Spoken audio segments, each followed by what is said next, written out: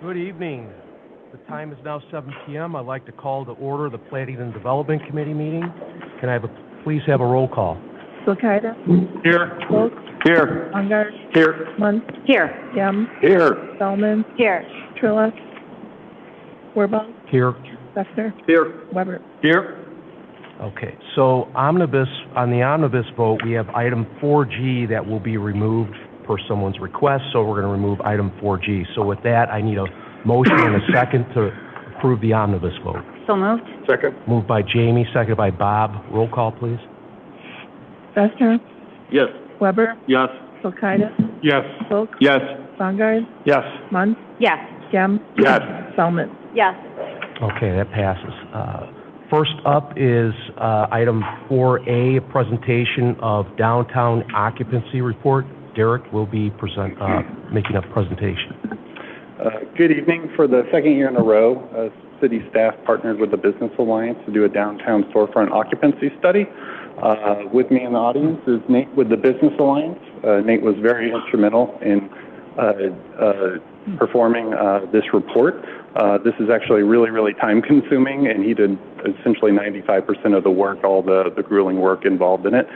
This is not a study that a lot of towns our size do, so it's really important to have this data, and good that we have it. So key objectives for the report, obviously we're looking for a downtown storefront occupancy rate so that we can track kind of our progress. Identifying vacant properties, we want to know what is vacant out there, and then tracking business diversity, which we'll get into a little bit. Just a reminder of the scope. This is storefronts only, so ground level only. It doesn't go up to the second story. The area it covers is SSA 1A and 1B. It does not include residential or government buildings. They're not part of the report. It does not include outdoor dining space, which we have quite a bit of. This report accounts for properties that are confirmed to become vacant or occupied soon. This can kind of be a little bit difficult just because a lot of times we do this report and then the next week we find something's vacant or something's going to be occupied. So we do the best we can to predict that. So kind of getting into some of the numbers, the total commercial square footage, relatively the same as last year, about 545,000 square feet, and the total number of businesses in this area is 167.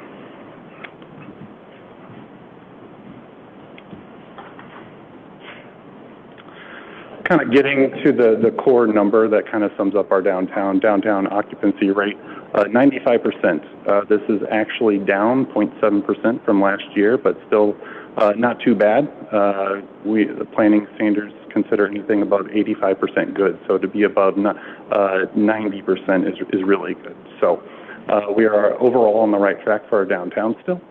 You can see on the map on the right-hand side there, those are the green buildings there. Those are the properties that are occupied. The red is vacant, and the orange is partially occupied, partially vacant. This is an interactive map that is on our website, so you can click on this and kind of float around to see which buildings are vacant if you want to get a closer look. This means that we have about 28,000 square feet of vacant space across 9 buildings in our downtown. The report does have a list of all the vacant properties, of which there are 9.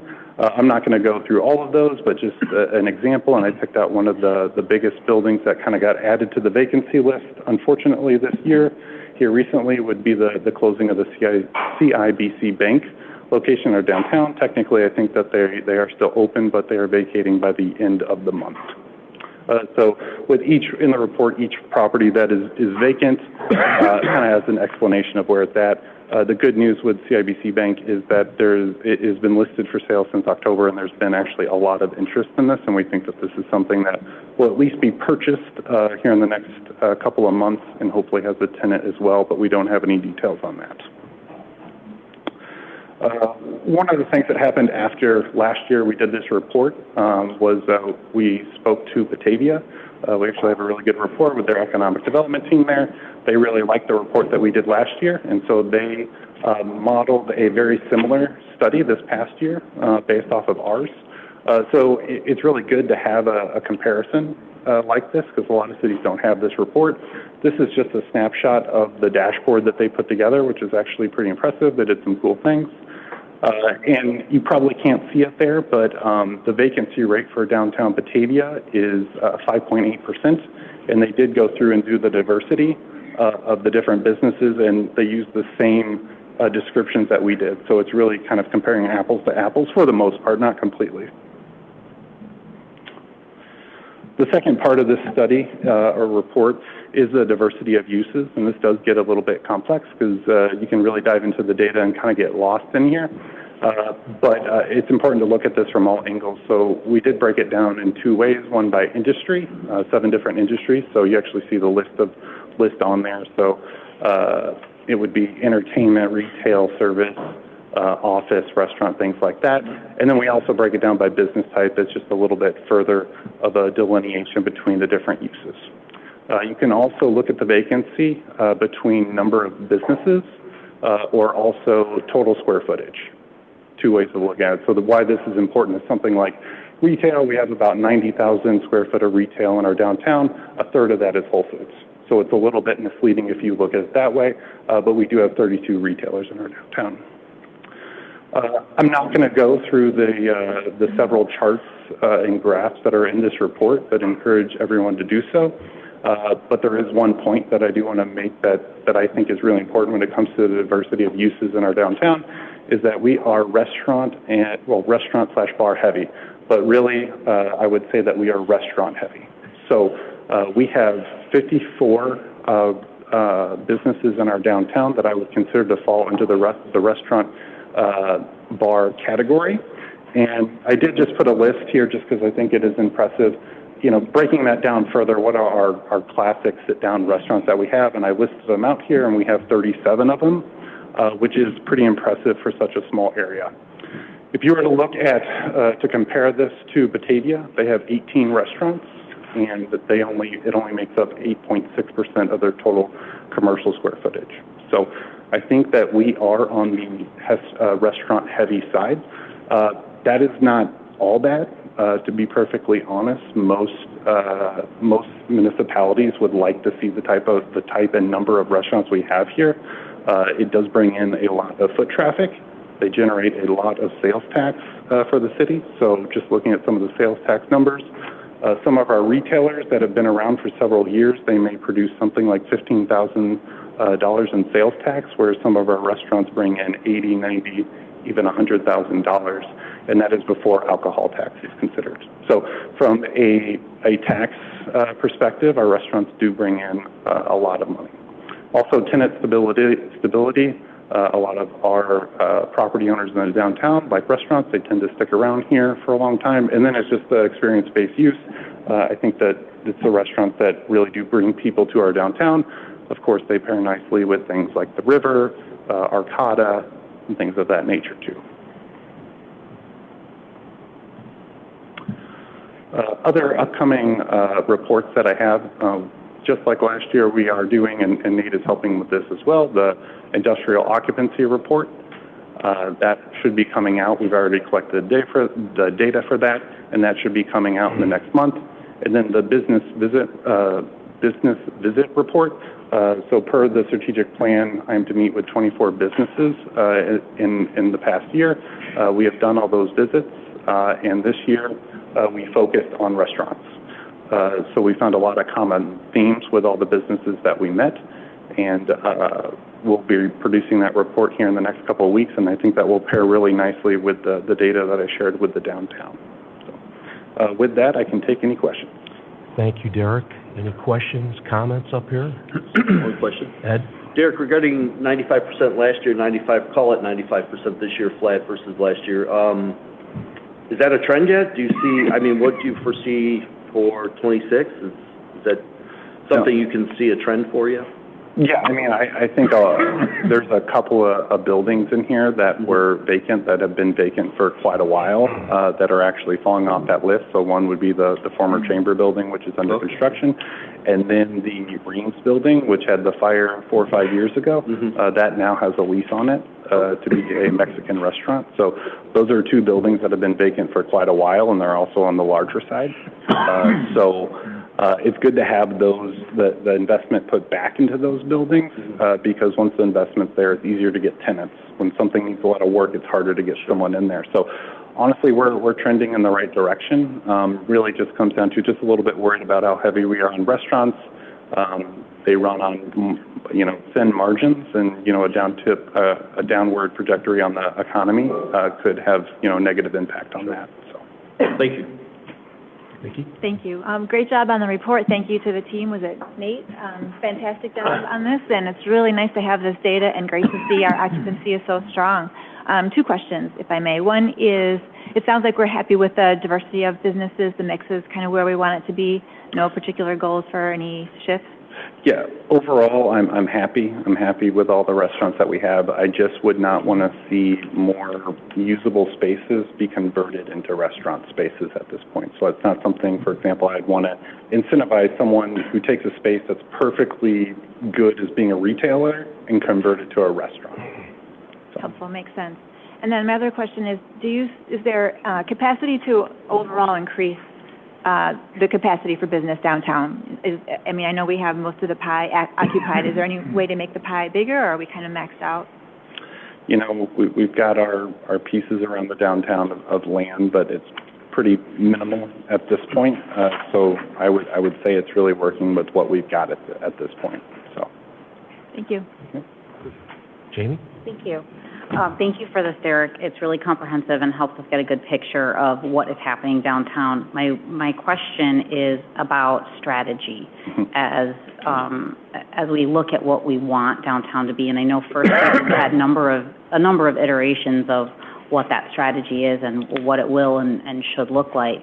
But I guess I'm wondering, I know that we have one retailer, a long-time retailer there that's closing, and what I do see down there are not necessarily types of businesses that draw foot traffic, or long-standing or walking around afterwards type of foot traffic, with fitness centers, which are really great to have, but you don't necessarily stick around downtown to do other things while you're there, or dental offices or things like that. So I guess my question is more about what's our strategic plan to diversify or otherwise broaden the downtown businesses that are there so that people are coming for a meal and maybe shopping before and afterwards, or have the ability to spend a day in our downtown. Yeah, I think it's a good conversation to have, and I think it starts with City Council to say, yes, we want more retail. And that's something that we have heard, but I think that's something that we want kind of put into some type of plan to say, yes, we want to diversify more towards retail.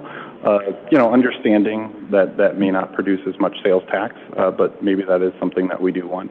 One thing that I will point out, and this is maybe even bigger of a struggle, is that we actually do have a lot of retail in our downtown, but it is not this cohesive strip of retail where people can just go shop to shop. Unfortunately, look, the Route 64 and the river, they bring great advantages, but what it does do, it divides our community into four different parts. So it's harder to make those jumps to shop around. So, and people have to be willing to do that. So I don't have all the answers for that, but I do think that is something that if City Council wanted us to explore, there could be some techniques that we could do, but it really is something that would take years to change. Is that something that you would look at, the overlay? I'm not great with zoning yet. I'm still learning how that works. But my understanding is that First Street was supposed to be that, and then other things were brought in, like real estate agencies and things that you don't get a lot of, again, foot traffic from. So I know that it's difficult to change that as it is. But going forward, how would we as a body make that need known? Looking at the overlay would be a good start to be a little bit more strict in what we allow and what we don't allow, or closing loopholes or things like that. So that would be one strategy. But again, you implement that strategy. That doesn't mean that you're kicking someone out of that space. But once they leave, then it has to be replaced by something that maybe is more suited to what the City Council at the time desires. And I guess my whole question just revolves around making sure that we have a strategy and that it isn't just hodgepodge of whoever wants to go somewhere goes there, and then we are dealing with whatever environment they've created. So that's just my request. So. Understood. Anyone else? No? Thank you, Derek. Great. Thanks so much, Derek. Thanks, Nate, for all that footwork you did out there. Thank you very much. All right, next up is item 4B, recommendation to approve resolution authorizing the execution of a tax increment financing redevelopment agreement with the Baker Memorial United Methodist Church and Geneva Heights LLC. Derek, go ahead. Yep, so this is a TIF redevelopment agreement between Baker Church and Geneva Heights. So first thing to understand is that this is a three-party agreement. So usually there's two, city and one other entity, but there's three parties involved here. Baker Church, I think we know who Baker Church is. They own several of the properties that we'll discuss. The developer is Geneva Heights LLC technically, but better known as Bob Rasmussen, who of course is a local developer, developed a lot of properties here in St. Charles and especially in the downtown.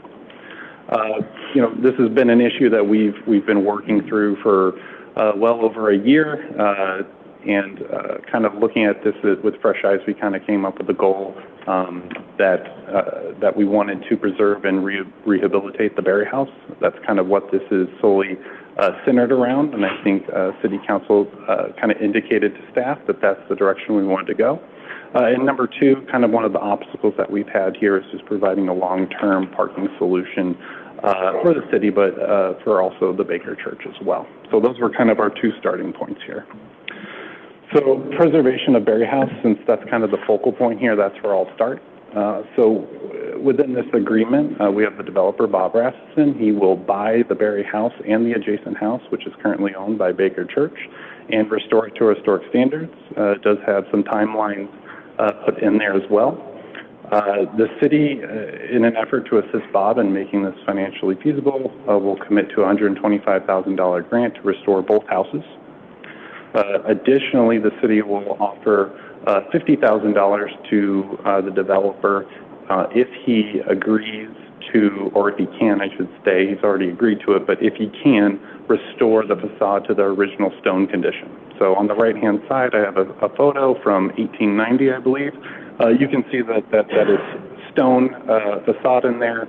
I don't know when, but at some point in time, there was some stucco that was put over it. So the developer did go out and get a quote for this, which came back as $41,000 to put it back to the original stone condition. So that is something he would like to do, but of course isn't going to do it without additional contribution from the city. The developer agrees to landmark the Berry House, which I think we're all on board for. The funding for this would come from the central downtown TIF. So these properties are both in the TIF. This would not impact our general fund. In something that in our discussions hasn't really been discussed, but today both these properties generate $0 in property taxes. Because they're in the hands of the church, which do not have to pay property taxes. So these will essentially be put back on the tax rolls. I would estimate both these houses individually would probably pay $7,000 to $8,000 annually in property taxes. Because both of these houses are in the TIF district, a significant portion of that, not all of it, but a significant portion will actually go back into the TIF district, which is providing the funds for the grant. The next component to this, and this is in an effort to aid Baker Church and their parking needs, the city would construct angled parking along 3rd Street. You can see the diagram on the right-hand side here. It's a little bit difficult to see. We actually just got this concept Friday afternoon from our engineering consultant, and what you can see is 10 angled parking spaces along the Baker Church. This is not the final concept. We would actually like to explore adding additional parking spaces over there, but this is kind of the starting point. The trouble is that as you go further south and add more parking spaces, at a certain point you're going to run into needing IDOT approval. That will add significant time and cost to the project. So we're going to continue to work in this to try and maximize the parking without letting the cost get out of control.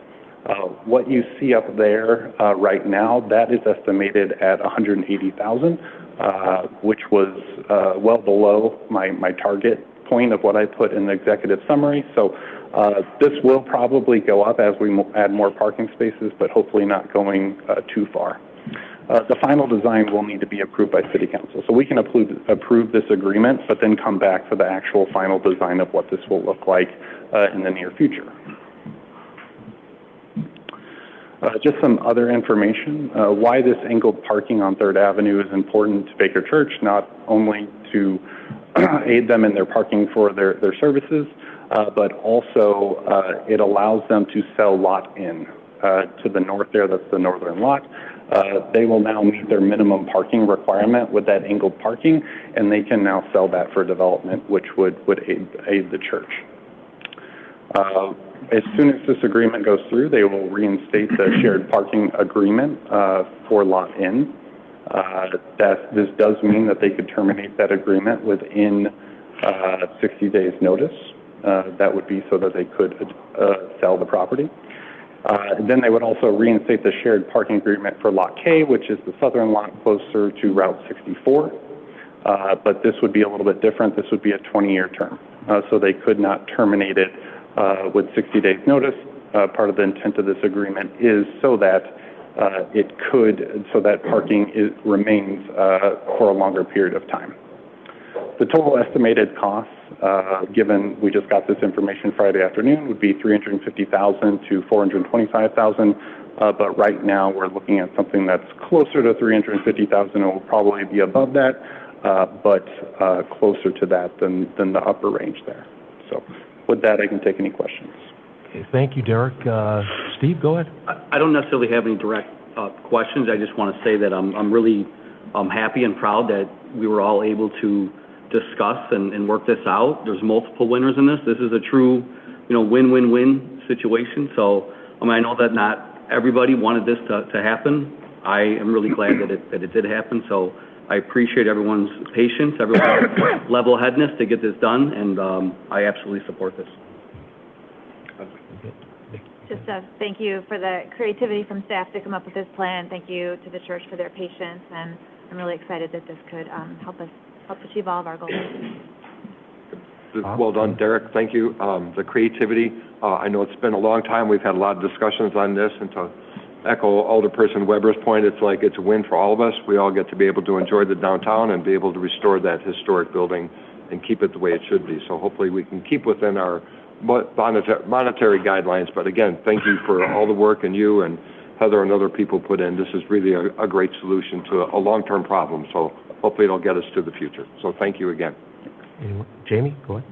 Yes, I want to echo what everyone else has said and include, just being thankful for the church being willing to work with us on this. I know that this was not the beginning of what they had asked for, and that they've been willing to understand what some of the needs of the community are too. Willingness for third parties, for Geneva Construction to come in, and or for Bob Rasmussen to come and really help maintain that historic area. So everybody worked so well together, and I know that it was difficult for a while, but we've come up with a great solution, and we appreciate everyone's cooperation. Ron, go ahead. Thank you. I'm going to echo my colleagues' confirmation. They said it's a good idea. We got everybody together. We got it done. And the other thing that you didn't mention, Lot N, if they do sell it, that'll come back on the tax rolls too. Yes. Yep. My comments are, I just want to thank everyone involved with putting this agreement together to find what I believe is a win-win solution for all the parties involved. I'm just excited to see a successful conclusion for the Berry House. So I look forward to seeing it being renovated and brought back to life. So with that being said, any other questions, comments? Nothing? Is there a motion? Motion by Steve. Second by Vicki. Roll call, please. Bessner? Yes. Weber? Yes. Kulkaitis? Yes. Polk? Yes. Bungard? Yes. Munt? Yes. Yem? Yes. Spelman? Yes. Okay, that passes. Next up is item 4C, presentation of a concept plan for Cedarhurst of St. Charles. Ellen will be presenting.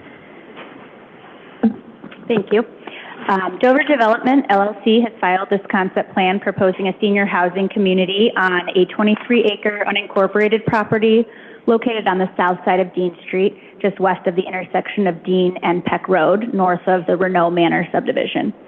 The concept plan proposes annexation to the city of St. Charles, a senior assisted living facility on the east side of the site and independent living cottages on the west side of the site. The concept plan is the first development proposal submitted to the city for this property. The comprehensive plan identifies the property's intended future land use as single-family residential. The plan also calls out the importance of providing senior housing in locations in proximity to transit goods and services, although the comp plan does not identify specific locations for senior housing. Plan Commission reviewed the concept plan on January 6th, and their feedback is summarized in the executive summary. A number of neighboring residents also commented during the meeting, and their comments are summarized as well. And now I can turn it over to the team at Dover Development. Okay, great. Great, thanks, Ellen. Thanks, Ellen. Can you just have your first and last name? Yes, Nick Dwyer with Dover Development and Cedarhurst Senior Living. Okay. Yeah, so we were up here last week for Planning Commission, but just wanted to give you guys an overview of our company and the project, and then I think we're going to address a few of or majority, I hope, of the residents' concerns. So Dover Development and Cedarhurst Senior Living, we're based in St. Louis. We're a vertically integrated senior housing organization. We develop, own, and operate senior living communities across the Midwest.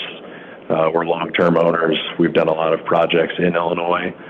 This would be our 6th in the Chicago area. And we've seen a lot of success here. We see a lot of need here, especially in St. Charles. It's a market that we've looked at for quite some time.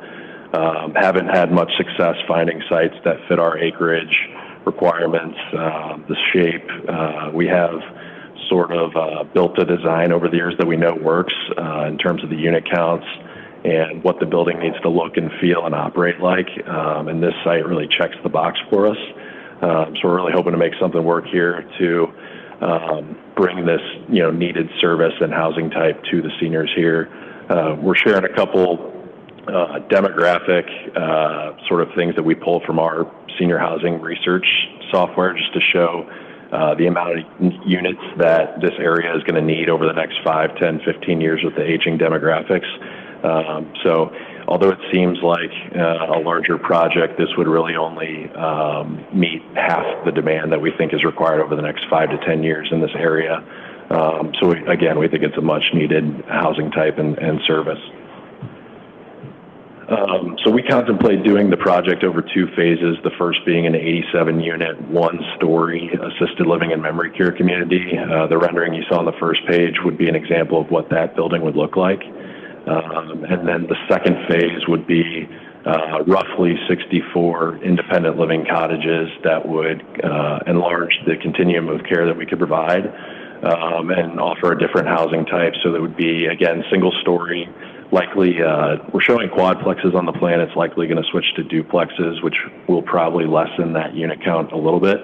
But essentially it would be a lower acuity sort of housing type for folks who are, thinking about getting into senior housing, or maybe their families are wanting to get them into senior housing, but they're not quite ready for assisted living or memory care.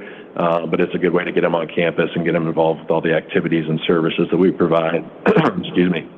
Which would include meals out of a centralized clubhouse, which would also have an activity space, therapy center, gym, full gamut of services tailored to those folks. And then as they age in place, they could work their way into the main community where they might need more services down the line. So again, 151 total units roughly is what we're showing now. It'd be about a $64 million investment that we're projecting, generates about 60 plus quality jobs. We've got obviously a lot of trained nursing staff within the facility, caretakers, dining staff, property managers, executive staff, sales team, leasing team, housekeeping. So it is a pretty big employer and generates quite a bit of payroll as well for local folks. And then I mentioned we're vertically integrated, so we have our own general contractor that will build our communities for us, but they will use local labor and subcontractors, obviously, which also is a big economic generator here locally. And then the schedule right now, we'd like to get, obviously, sort of green light or blessing on concept, and then we would move ahead with entitlements, which would require a rezoning and annexation of the property, and then hopefully work through, full civil design and architectural plans later this year, and hopefully break ground later in the summer. Typically about 18 months to construct, and then another 18 before phase one would be fully leased and operational, and I think at that point we would contemplate starting phase two, which would be the cottages. So I touched on a lot of this. These are some pictures of communities that we've built recently, just to give you a level of the quality. I wouldn't say we're like luxury, like unattainable type product, but we are a upper middle market. But the rents will be priced very competitively with everything that we've seen in town, which most of the facilities are a little bit outdated, but all still stay full. So just to speak to the demand again, but the main community would have a mix of studio 1-bedroom and 2-bedroom apartments, primarily 1-bedrooms. And then again, you'd have 60 plus jobs created, and folks would be receiving assistance with activities of daily living, enjoy restaurant style dining, and engage in social and wellness programs as well. I think we're all familiar with the location. It's the southwest corner of Dean and Peck. Just some more examples of recently completed projects in other parts of the country. Again, this would be all one-story product, so we showed some examples of some other one-story buildings that we've built recently.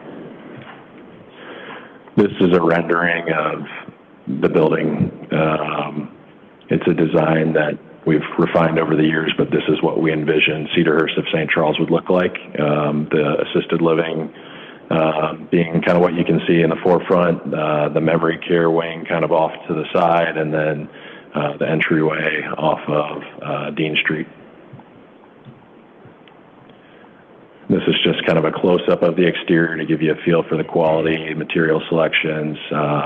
We don't use any vinyl. It's all hardy board with a lot of stone and brick. But again, this is what we hope, exactly what the facility would look like.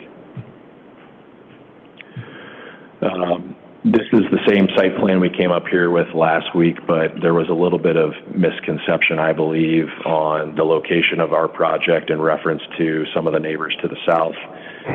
What we didn't show very well last week was the Great Western Trail property that is in between us and the neighboring residential.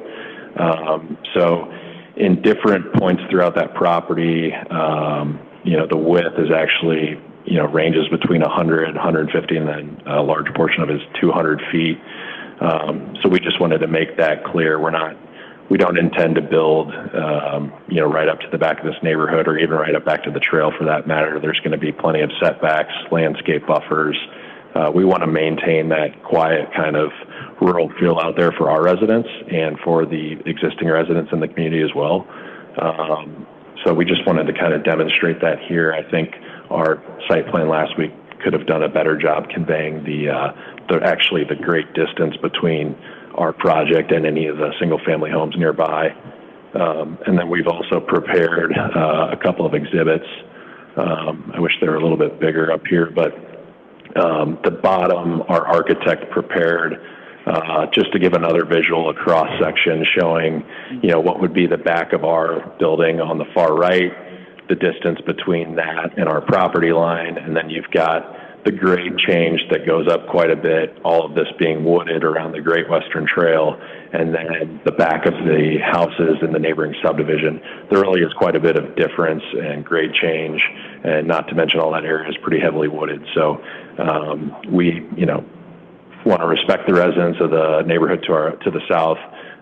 We really don't think they're ever going to be able to see us, and we won't be able to see them, and we should all be able to, coexist peacefully out there. Not to mention our use is obviously a very quiet, low traffic. These are all folks 75 years and older, so the little traffic that comes is typically visitors and staff. So that is the presentation. Happy to answer any questions you guys might have. Thank you. So being this is a concept plan, I wanted to kind of start from my left, work my way down, and just provide feedback on the land use, whether you're comfortable with the concept, annexation. So Steve, if you don't mind, I'll start with you. That's fine. Thank you, Chairman Wirball. Yeah, I mean, I like the project. I like the use of the land. I'd be fine with the annexation as I see it right now. Obviously, some of the concerns that the Planning Commission had, you addressed, and that's I appreciate that. So at this moment right now, I'm good. I'm comfortable with this project right now. Okay. Thank you. Ed? Thank you. Yes, I'm comfortable with this project as well. I guess I did have one question regarding the products that you're offering. You talked about one bedrooms. Are the cottages going to be more like a smaller home? And then the apartments you talked about, are those in the main Correct. area? Yeah, I should have touched on that. So the independent living cottages would be 2-bed, 1.5 bath, potentially 2-bed, 2-bath. And square footage wise? Roughly 1,200, 1,300 square feet with a garage. Okay. Yep. That sounds good. And then, you know, I think there was a comment in the Plan Commission as well about maintaining as many of the trees that you possibly can. So, yep. Other than that, seems like a good project for that area. Thank you. I think we're contemplating maybe doing a tree study. A lot of the trees that run through, you can kind of see it in that top left picture, they run through the center, and there's a small like drainage ditch or old drainage ditch. So we're not sure how many of those it makes sense. We certainly would want to keep as much as the exterior buffering with those trees between us and any other neighboring properties. And then happy to work with staff on coming up with a landscape plan where we're adding trees and bushes and things like that to the development. We want it to feel nice. So, well, thank you. Thank you. Thank you. Vicki? Thank you. I also support this use of this land. It looks like an overall good plan, but I do have a couple questions. One is actually for Ellen. If we were to annex this land to St. Charles, would this become the 3rd ward? Do we know? Does anyone know? No, I'm not sure. Do you know this? Maybe we don't know. Yes, this would likely be part of the 3rd ward since the property is adjacent to the 3rd ward boundary. Okay. I know it might not be a final answer, but just so you know, that is my ward and my colleague Bob Kemp's ward. So I did hear from a few residents concerned also about the trees. In the schematic that you have up on the screen right now, the trees to the right, closest to the new development, are those existing trees or are those newly planted? Those would be existing. You can kind of see it in that top left aerial again. Those dotted lines are the Great Western Trail property. I believe it's owned by Kane County. And that's all very heavily wooded despite or minus the actual trail that people are walking on. So we just wanted to show that visual. You know, it's not our development backing up against the neighborhood. There's obviously all these trees that we would hope to maintain. And then the trail in the middle and then the grade change as well. Yeah, we feel strongly about keeping as many of those mature trees as possible, especially given it's along that nature trail. Absolutely. If we were to go out and look at the Naperville development or any of your other local developments, would it be very similar to what we would see here to get a feel for it? Yes, and I would say the best one to give you an example would be Cedarhurst of Frankfort, Illinois. Frankfort? That's a 1-story newly built community, and we're actually on phase 2 of that project now where we're putting in those cottages. That actually backs up to a trail as well. Then there's neighboring residential around there. That would be a really good example. And you said 18 months for the first phase, and do you know about how long for the cottages? Likely the same, just due to the amount. Again, that amount's probably going to go down a little bit or fluctuate a little bit, but I would estimate probably the same. Okay, thank you. Do you have a visual of what the cottages look like? We can get you one. Yeah, I'm interested in seeing that. Thank you. Absolutely. And you said upper middle market. Are you able to provide a rough range of rents for, say, a 1-bedroom? A 1-bedroom assisted living apartment in St. Charles now probably goes for around $7,000 a month with, when it's all said and done, rent, services, care, food, all that. We would be in that range. There's a few competitors in town that we've done obviously a full market analysis. We think, you know, obviously we can make the project work. We would be priced very similar to any assisted living or memory care that's been built here in the last 20 years. You know, they're all kind of on the same page. So Okay, thank you. And the cottages, are they for purchase and ownership, or are they also rent? Those would also be for rent. So I think the idea with the PUD that we would hope to do, it's all one property owned by us, and then each individual unit, including the cottages, would just be on monthly rentals, which is typically how most senior housing developments are structured, despite nonprofit, campuses and things like that. Okay, I think that's all I had. Thank you. Thanks. Thanks, Vicki. Bob? Yep, no, great, thank you for the presentation. I support it too. We are definitely in need of some senior housing. So one of the Plan Commission questions and some of the residents that have come up, you've kind of addressed most of them. One of the big ones for me is just access points in and out of that. Being on Deed Street with a 45-mile-an-hour speed limit, and as you mentioned, the population of this is a little bit older. Yep. Just kind of worried about the safety aspect of people coming in and out. So I saw in one plan where there'd be 2 access points, one further west on the property and one kind of in the middle or closer to Peck Road. So just making sure that gets done correctly, just so people feel safe getting in and out, especially visitors, nighttime traffic. That was one. I like the trees, so having driven out there today, just to refresh my memory again, is right in the middle of that property, there are a group of trees currently, which obviously they would have to be replaced somewhere on the property in order to make the cottages, the Phase 2 plan work. Is that correct? Yes. Yeah. Those ones that run right through the center, our development or any other development, I don't know how you could get those to stay, and a lot of them are kind of more like brush. But again, we'd like to engage, someone to do a tree study, see what's out there, see what we can maintain, and if we do have to take some down, we certainly would want to replace them somewhere else. Yeah. So all in all, that looks good, and obviously with the Great Western Trail and the railroad bed there, I think the height of that, in addition to your landscape plan, being able to cover that up and create the buffer, do like the setbacks from that. Other question is just walkability within that particular area, obviously sidewalks and paths for people to get out and walk. Yep. We're showing sidewalks, I believe, on both sides of the street on the independent living side, and then sidewalks that circulate to the assisted living and memory care. And then one thing that we're going to look into is actually tying into the Great Western Trail as well. You mentioned a connector path to get people that like to walk that? Yes.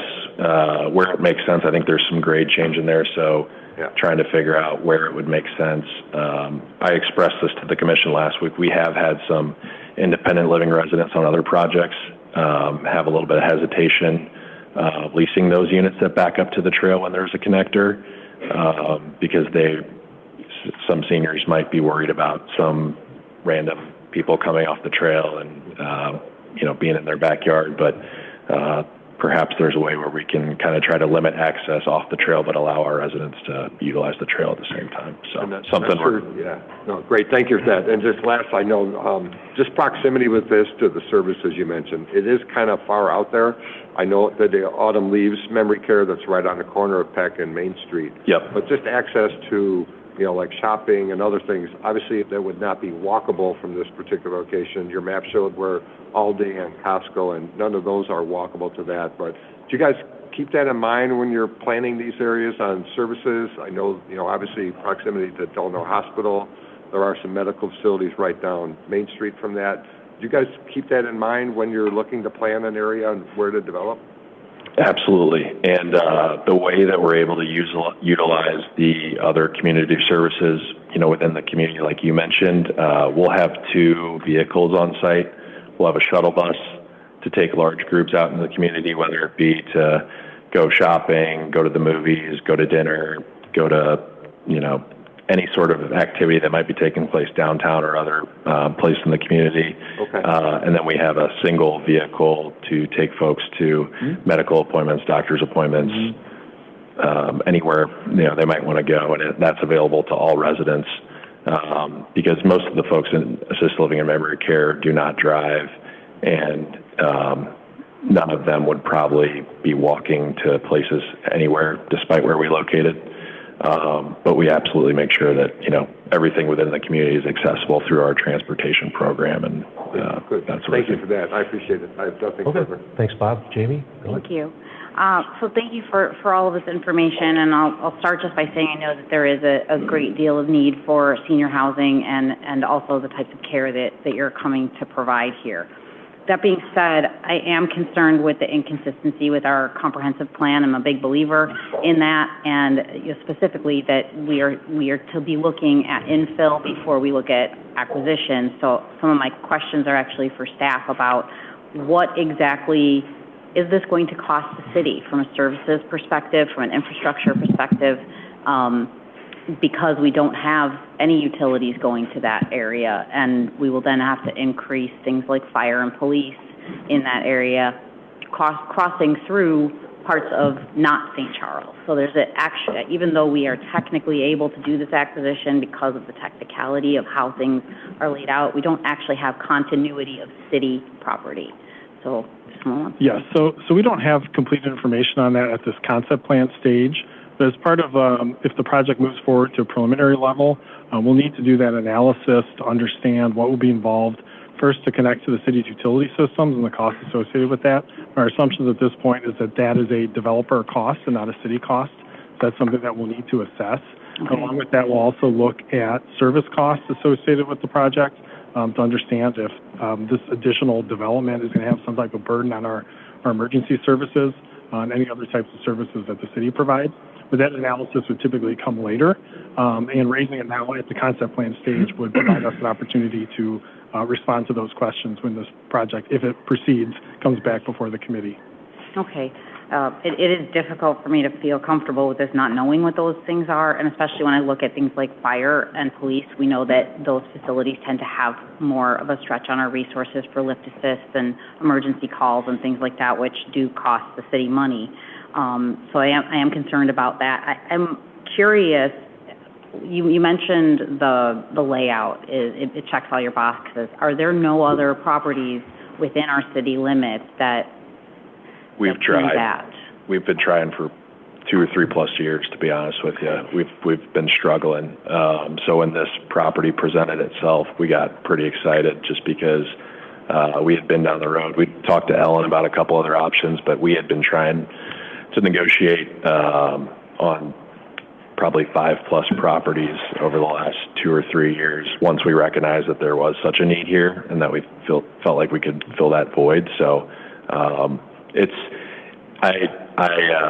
if you look on a map, I would say the same thing. Once you start digging into the property records, there's so much land owned by Kane County, the fairgrounds, the University of Illinois, all these other public organizations that aren't necessarily looking to sell land anytime soon. So it's to find this acreage in this shape has been really challenging for us. So. And I would say to that is some of the allure and the draw to that area of the extension of St. Charles and into Kane County is that open space. So I think that's a challenge here. I'm also curious about the affordable housing component here that is missing, and I know that's something that this body has rejected other plans for not having, and I know you're going to pay into the fund if this is approved.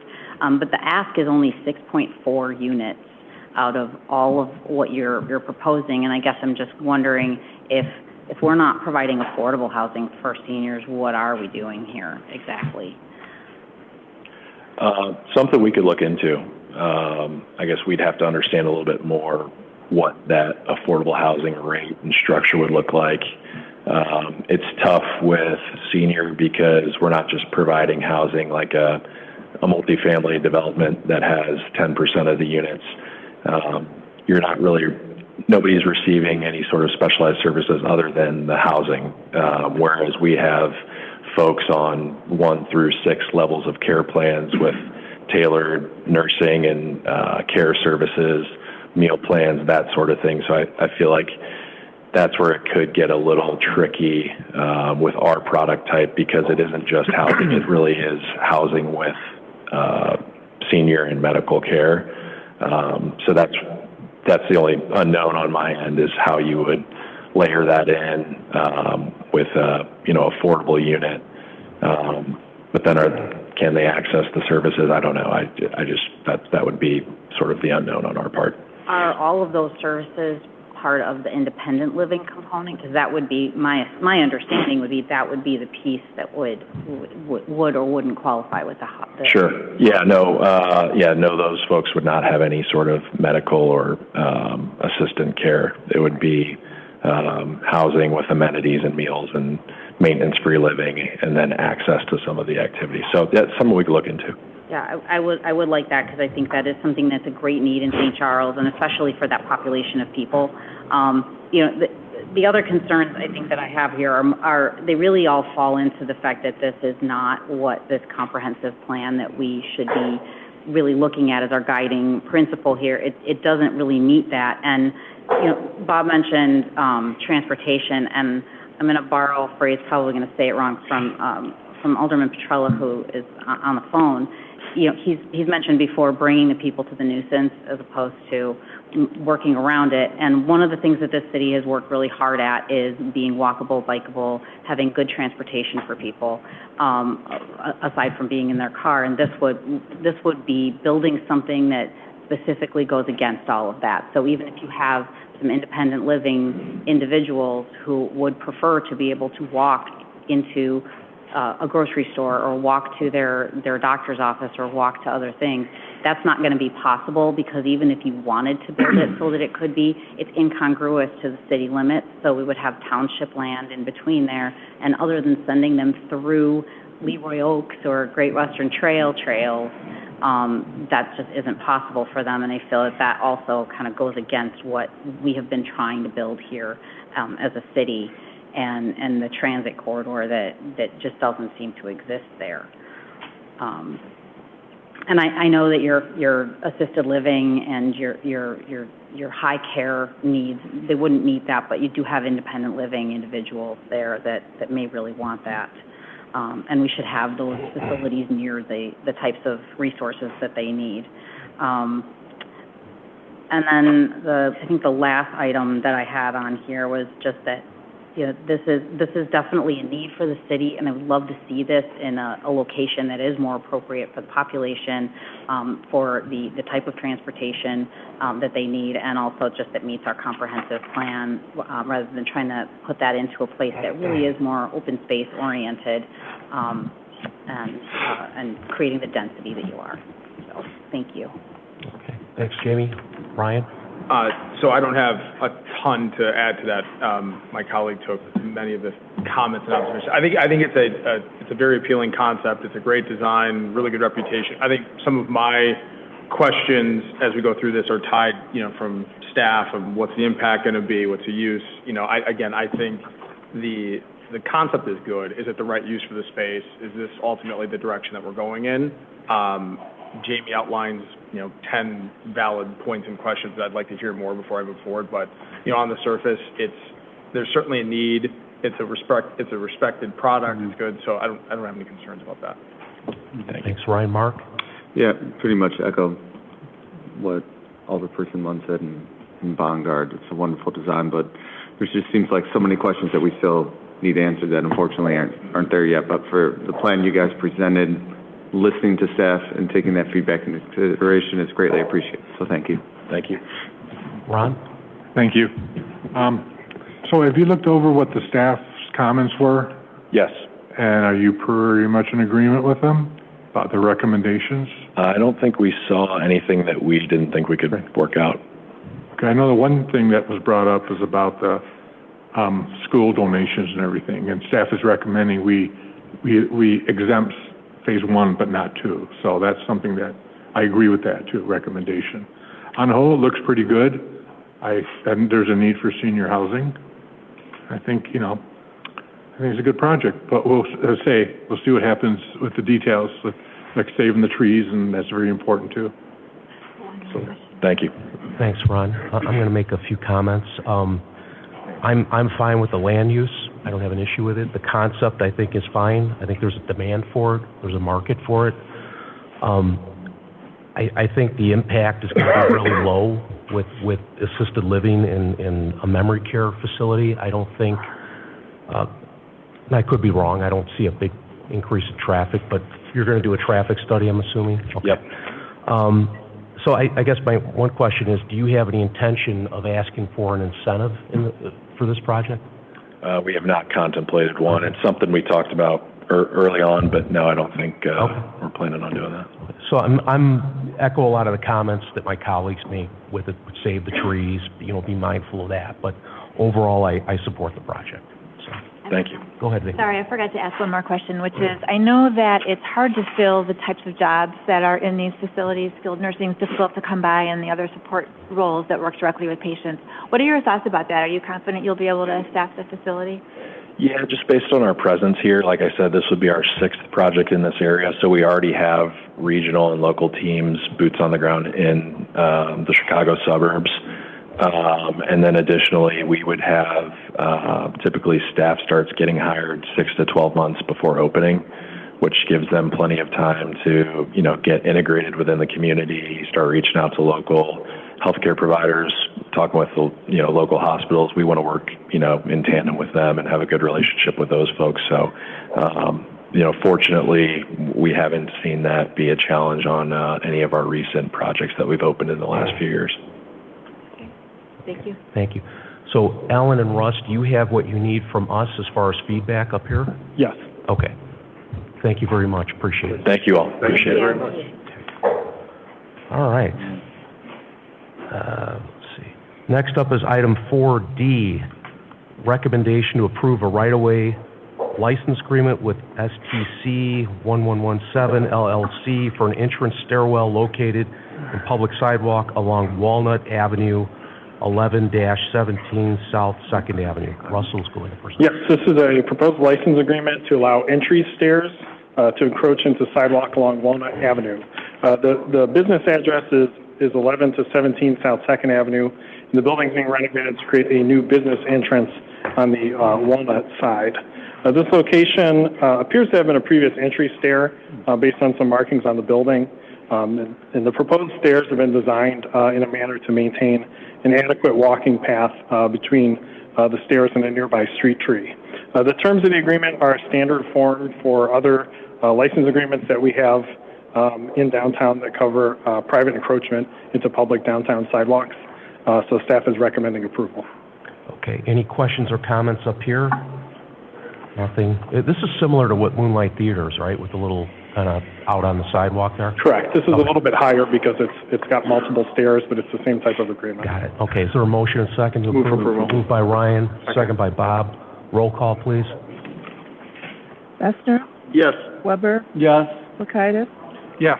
Foltz? Yes. Bongard? Yes. Hunt? Yes. Gem? Yes. Spelman? Yes. Okay, that passes. Next up is item 4E, Plan Commission and Historic Preservation Commission recommendations to approve a general amendment to zoning ordinance requiring a certificate of appropriateness for painting, staining, or modifying masonry surfaces in historic districts and on landmark buildings. Emma and Russell. Okay, go ahead, Emma. Hello. Sorry, it's a very, very long title. The City of St. Charles is bringing forth a general amendment application. So this would amend the zoning ordinance being the historic preservation section, the design review standards and guidelines section, as well as the general definitions. And like we said earlier, this amendment involves painting, staining, and any changes to specifically masonry surfaces, as well as the installation of murals. So this amendment would change the process of our certificate of appropriateness, which we also call COAs. And COAs are currently what a property owner has to take out when they're doing anything to the exterior of a building or the site. And since there's no building permit required for painting or staining or even installing murals, this amendment would now require a COA because the COA must be taken out whenever there's a building permit, but this would not require a building permit. And then for reference, masonry surfaces are things like brick, river stone, limestone, granite, etc. So the research into changing this amendment was brought forth by the Historic Preservation Commission, since there's been an uptick in painting of specifically brick, not just in our town, but in other towns as well. And currently, property owners are able to use any type of paint that they want on their masonry surfaces. And the commission is concerned that this would not only potentially damage historic masonry, but also could change the character of the building. For instance, when you look at brick, you can tell by like the texture, the size, the shape, material, all that stuff like that tells a story of the building and just a little bit more of the history of it. And then stone is the shape, the carving, or even the layout can show history. And then a little bit of background of the caution of using paint. So masonry is very porous material, and if it's left untouched, it's able to allow moisture to escape. And then when you paint it, it seals in all the moisture, which can lead to damage, and that damage can be cracking, peeling, or even mold growth as well. And then the paint can also restrict movement of the porous materials, such as expanding and contracting with the temperatures. And then once there is a permanent coating on there, it could be dangerous to remove it, dangerous or cautious, without damaging the surface. A lot of times sandblasting is used, which could hurt not only the masonry, but also the mortar as well. And if a surface is already painted, it is advised that the property owner continue to paint it, which can also cause, property owners to have to keep up with that maintenance over the years. And then if changing the color of the masonry is warranted, things like lime wash, staining, or even more of a high permeability paint would be more of the go-to. If not, and then in addition, we also added language to murals as well, because murals a lot of times are either painted or attached by panels, which could be screwed into that masonry. So it's important to have COAs for both painting and murals so that the Historic Preservation Commission can review them to see what type of materials are being used. But this would not be to regulate paint color or design in any way. And then when I was doing research, I reached out to a lot of communities, both outside of Illinois, but within Illinois as well, in the Chicago suburbs. And there are a lot of other communities that are looking into these types of regulations, if they did not have them already. The closest community to us would be the city of Aurora, that currently has staining and painting regulations. It's specifically in their historic district, in their downtown historic district. And then I did want to mention that in a previous Plan Commission meeting, there was public comment, and then the Commission had discussion regarding the general standards for murals throughout the entire community, which would apply to more than just historic districts and landmarks, which is what I was talking about earlier. And that project that was discussed specifically in that Plan Commission was mural art at Foxhaven Square.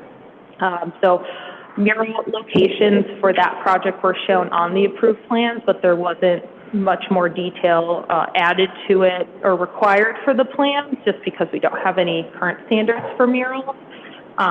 So tonight staff is seeking two actions, being consideration and recommendation regarding the general amendment to the zoning ordinance requiring certificate of appropriateness for painting, staining, and changing masonry surfaces in historic districts and landmark buildings, and then also feedback and direction whether there is interest in expanding the mural regulations.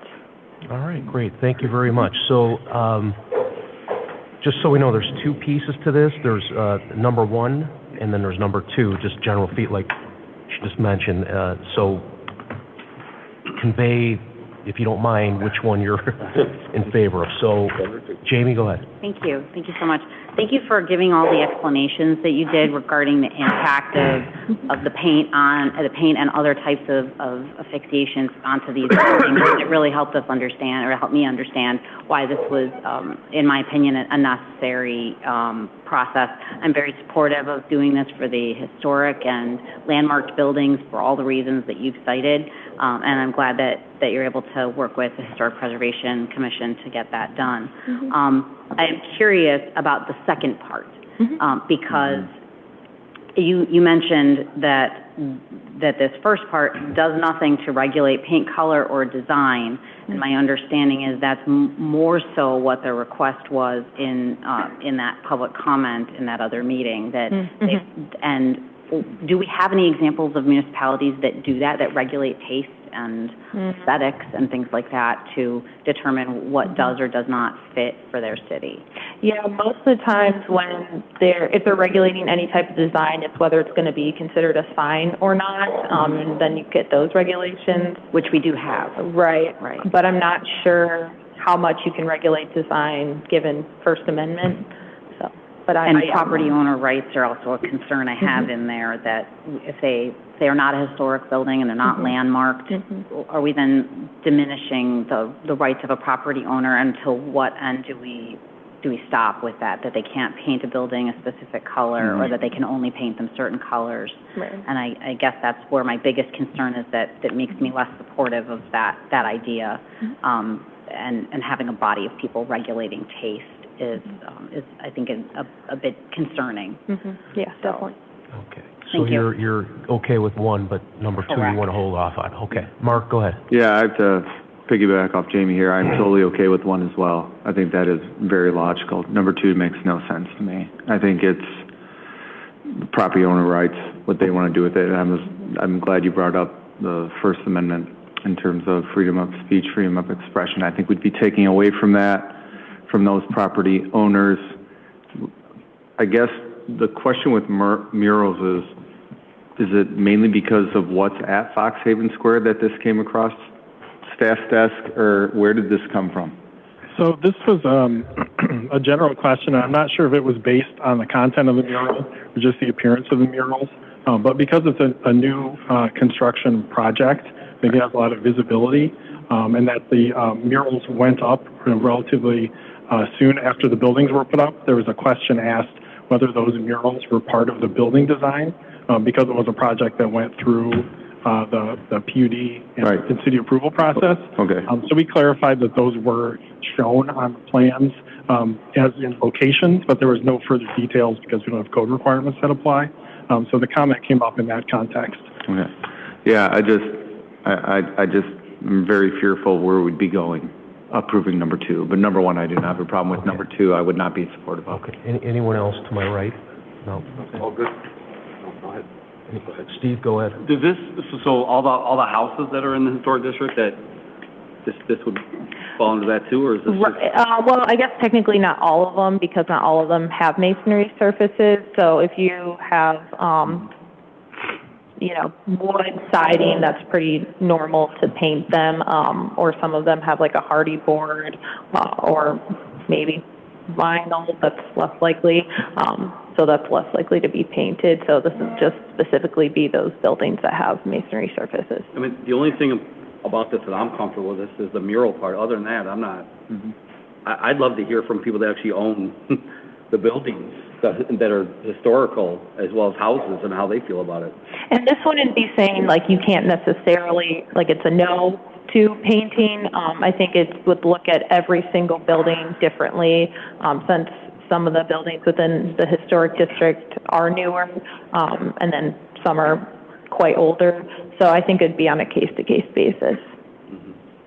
Okay. I mean, I'm not really comfortable with anything the way this is laid out right now. That's just my feeling. But. Ed? Yeah, thank you. I'm okay with number one. I guess my only question would be, as an example, we have a nice white surface on the north side of this on the south side of this building, on the front of the building. So if we wanted to put a mural up there, we would go to the historic commission, correct? And then what's next? Are there paints, certain types of paints we can use? Is that what it's coming down to? I guess or are we just, every time that surface gets painted, we have to go through that process? Yeah, so it would be, you'd look at the material that's already there. Is the surface painted? Is it not? And then you would, I guess, choose what's the safer way to go about it, whether it's for murals painting, or if it's for, if it's like an unpainted brick, maybe panel would be a lot safer of a bet. I know there's some panels currently throughout town that the Historic Preservation Commission has expressed that they do like that option. So yeah, I think it'd be one of those case-by-case basis for here. If it's already painted, Sure. Then they'd look at it like, okay, maybe use this type of paint that will stay on this other type of paint. Because even, for instance, I think this side was painted not too long ago, over the last couple of years, and I guess the question would be what kind of paint was used back then, you know, but Right. I'm all for it. I don't want to pick this too much, but I do want to see a mural out here someday. Yeah. But for the mural part of it, I agree with Councilmember Munns and folks as well in regards to we don't need to oversee it, you know. There's ethics, I'm sure, involved, and there's lines to be crossed or not to be crossed, but we don't need to oversee what art is, so I'm okay with that. Or I'm not okay with that part. Okay. Anyone else with it? So, Nope. oh, Ron, go ahead. Got a question. Thank you. So I'm just trying to understand this. So if you have a brick building and you want to paint it, you have to get a COA, right? Basically. Yep. But if you want to put a mirror up there, you don't have to? No, You're gonna be painting it. you would have to get a COA for both installing a mural, whether that be painting, panels, Okay. et cetera, or if you want to just do regular paint or staining or changing that. But you couldn't paint the brick building because of the first part of the ordinance, correct?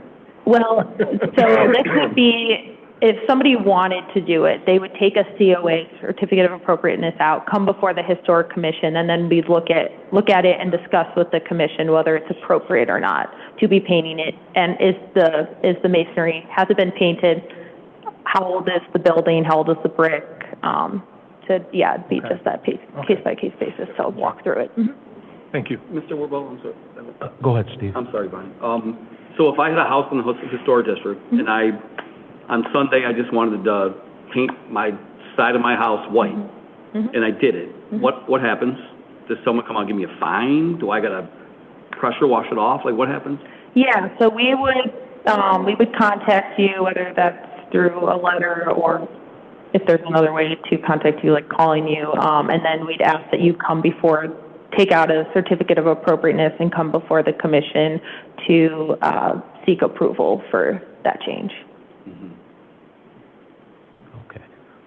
And that would be similar to a number of changes that residents want to make. They have to go for a COA currently on the Historical Commission as well, whether it's windows or... That is correct, yeah. And yeah, Historic Commission's more specific. We're looking at more of those fine details that make up the character of a home. Gotcha. Thank you. Sure, go ahead, Vicki. Thank you. I'll just pipe in that I would be comfortable with the first part. If we're going to go to the trouble of having an historical building, then I think this is a reasonable measure to help protect it. As long as it sounds like there are still paints and treatments that are out there that would be usable, so they could still change the color or whatever they want to do to their home. We're just helping to make sure that it's not going to damage the building. So that seems reasonable to me. I also agree with my colleagues who said that we should not be in the business of deciding what is art, as Alderman Bessner said very eloquently. Okay, so it sounds like item 2 is not going to be considered. So would someone like to make a motion and a second for item 1 to approve? So moved. Second. Moved by Ed, second by Bob. Roll call, please. Bessner? Yes. Weber? No. Kulturitis? Yes. Volk? Yes. Bongard? Yes. Munn? Yes. Gem? Yes. Spelman? Yes. All right, that passes. Next up is item 4G, recommendation to approve corrections to Title 15 Buildings and Construction. Jamie, I think you had a question. I just have Sure. 2 small questions. My first is why we are adopting the 2021 code and not the more recent 2024 code in here. Yeah, so the 2021 code is the current code we've already adopted. It's already part of our code, but this conflicting section is just being deleted out of the code. Okay. It actually should have been removed probably about 10 years ago when we upgraded codes, I think in 2015 when we adopted the international code. Okay. So this is really just cleaning that up. We're on a cycle of updating codes every 6 years, so we're still 3 years out from our next code cycle. This is just a cleanup item. That was my next question, because it cites in there 2021 and 2020 as the codes, and I did a quick look just to see if that didn't seem like the most recent would be, but now that makes sense. Yeah, we So go through that process every asking. 6 years just to make sure that we're looking at it comprehensively and we're not continually changing the code. And is that pretty standard? Most cities do a 6-year, because I know those manuals are enormous. Yeah, it varies, but usually having a time period of a few years in between the changes is what's typical for communities that update their codes regularly. Okay. Yeah, I don't have any concerns about it. It was just a question about the time. Is there a motion and second?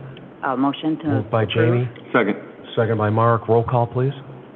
Hefner, No. Yes. Repeat that again, I'm sorry.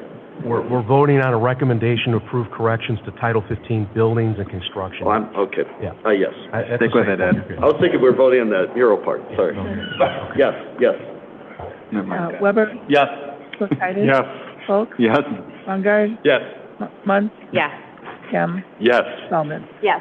Okay, that passes. Next up is Public Works Department, item 5A, presentation regarding leaf collection. This is discussion only. Go ahead, Peter. Great. Well, we were asked to be available tonight to answer some questions about our leaf collection program this year. I'm certainly available to answer any questions or provide any more detail, but I thought I'd start with a quick brief just to get the conversation started and then go from there. Is that all right? Yep. Yeah, okay, good. The city's leaf collection program is twofold. The first and most popular is a curbside collection conducted by a designated leaf collection contract, and our contract is with Kramer Tree Specialists. This is done through a mechanical trailer-mounted vacuum that vacuums up leaf piles from the ground and blows those leaves into attached storage trucks that are then taken off-site and dumped. The second is a bagged collection through the city's waste hauler, Lakeshore Recycling Services. And in the month of December, that bag program is free to our customers. Otherwise, you put a sticker on that bag and leaves can be put into that bag. We're going to focus mainly our discussion tonight, I would guess, on the Kramer vacuum program. But before I proceed with that, we did have one question about the bag program, and that was why it isn't available after December. And the simple answer to that is that the leaf material is taken to a specialized landscape waste facility, which is west of the city here, and all of those type of facilities are not open actually in the winter months. They actually keep the program open 2 extra weeks just for folks like us. As soon as that bag program is done, they shut down that entire facility for the winter months up until April. So again, we're going to focus back to the Kramer vacuum program. The leaf collection program is bid on a 5-year cycle and was last bid and approved by the City Council in 2024. So we are currently in the second year of a 5-year contract with Kramer Tree Specialists. The contract value increases slightly each year within 3% range, which is typical for inflation. But in 2025, the total bid for just the leaf collection was about $393,000, and that is for 3 separate collection cycles. So each collection cycle from east to west through our city costs about $131,000 each time they come through. This collection service is a direct pass-through cost to participating residents on their utility bill. So every month, a resident has that on their bill, and there's about 9,500 of those collection sites. In 2025, each participating resident is paying a user fee of $3.55 a month, or a total of $42.60 a year for this service. We do bid that service along with the brush program, which is 8 collections for brush. So that fee actually looks a little larger on your bill, but that's also including the brush service and pickup. That total bill is $62.60 annually for a resident for both of those programs combined. So in a perfect year, which we never have one, especially considering Mother Nature, curbside leaf collection is planned to be about 6 weeks long. So 2 weeks is our average for getting through the community on a particular cycle for leaves. We begin typically in the last weeks of October, and our goal is to always try to finish right around Thanksgiving. Sometimes the years have been right before Thanksgiving. Sometimes they've gone a couple of weeks after Thanksgiving, but that's generally the goal and the target for the program. So in 2025, the program began on Monday, October 27th, and targeted program completion by Saturday, December 6th. Kramer allocates 4 vacuum units and 6 storage trucks to the city's program to meet this schedule. So at any time in the city, we can have up to 4 collection crews on our streets doing this program. The program start date is advertised in the city newsletter as long as and updated social media and also on the website as the program continues. And maps are included in that program and are updated daily, actually. So Kramer comes in every day, gives a map to Public Works staff, and we update our map daily at the end of every day. So kicking into 2025, what happened this particular year? The first round of leaf collections began on the east side of the city on Monday, October 27th, as planned. Work transitioned smoothly to the west side on Wednesday, October 29th, with crews working both sides of the river on that particular date. The first round was substantially complete on Tuesday, November 4th, about 2 weeks after we started the program. Besides a few small problems, the first round of collections was successful and on schedule. The second round, very similar. Collection cycle commenced on the east side on November 4th and the west side on November 15th before completing on November 21st. The second round, the leaves were falling and accumulating pretty fast at that time, and piles were large during that stretch. Again, pretty typical that some collection cycles are pretty quick, not a lot of leaves, and then we seem to get hit with typically that second round. However, despite those small problems, the second round of collection was also completed on time and really set us up for a success for the third round, starting early and just probably going to be finishing right after the week of Thanksgiving, if all went well. Then Mother Nature got in the way. So the third and final collection on the east side began on Thursday, November 20th. For the next week, all 4 crews, Kramer crews, pushed through a heavy collection on the southeast quadrant. We got a lot of that complete. Limited progress was made on the northeast on November 26th, and then they took a day break for the Thanksgiving holiday on November 27th. Kramer resumed operation the Friday after Thanksgiving on November 28th. Before being shut down due to over 8 inches of heavy snowfall on that Saturday, November 29th, as we all remember, leaving nearly 3/4 of the city, quite frankly, short with the third collection cycle. So we had the one quadrant pretty well done and complete, leaving 3 of our quadrants under 8 inches of snow. Unfortunately, very cold temperatures and additional snow followed the next several weeks, making collection nearly impossible. The city of Geneva also utilizes Kramer Tree Services, and they had to shut down their operations as well. They were just too difficult to collect at that point in time. So some questions about how does Public Works manage these programs and who makes the decisions to stop and start. City staff is in regular contact with Kramer production management and their team throughout the program. We typically speak to them anywhere from 2 to 6 times a day, and we're coordinating efforts. There are a lot of missed calls and reports, go-back requests and emails that we get throughout that day, and we're working with that staff every day to go back and get things that may have been missed or thought had been missed, and continually circling through that program on a daily basis. Kramer, as part of their contract, does have to hold GPS devices in their vehicles so we can track them and we can get that information usually within a day. And they also have cameras on their vehicles as well so we can verify that they hit any particular address that they pass and see that firsthand. So The decision to halt the program on November 29th was not taken lightly, but it was necessary. In previous years, snow conditions have resulted in delays, but never an extended stoppage that I can remember in 16 years that I've been doing this. The conditions this year were different than previously, really for two accounts. Number one, the amount of snow that fell on that first snowfall was substantial, really burying the piles and, quite frankly, making them unidentifiable from the road. They were really buried under that snow cover. And then secondly, on top of that, we had this persistent cold temperature, and we had some times when that snow melted, and then it got rained on, and then it froze, and there was a perpetual cycle of this melting, freezing that happened probably about 3 or 4 weeks after that initial snowfall.